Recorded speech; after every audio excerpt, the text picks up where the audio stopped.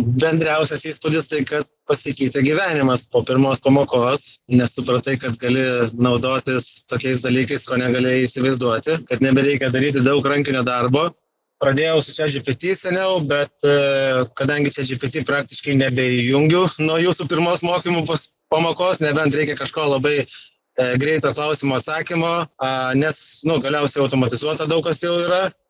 Tai aš ir rekomenduoju, tik tai žmonės turi tokią vieną ydą, jiems sunku prisiversti arba patikėti, arba galvoja, kad čia sunku, kad čia apgaulė, skemas, dar kažkas, bet čia yra tiesiog pasikeitęs gyvenimas.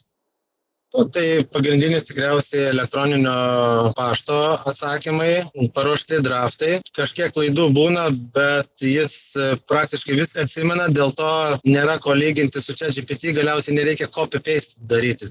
Ir jis dar turi duomenis iš tavo kompiuterio, gali pasitikrinti, jeigu reikia atsakyti draftą ir jis nežino iš bendro išprusimo kažko, tai naudoja tuos tavo visus duomenis. Tai yra svarbiausia.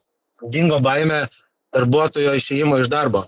Nes jo mailą paliekam, tiesiog pakeitė mailo ten pavadinimą, kito, realiai drivas lieka tas pats, ten visi tie lieka ir ateina naujas darbuotojas ir ten vos nežinai, jo paklausi ten apmokyk visą tai, šito žmogaus nebėra ir jis ten tikrai, manau, mokytų viską gerai ir ko tas klaustų darbuotojas, nebeteitų pas vadovą, nebeteitų pas kažkokį ten kitą, kolegą.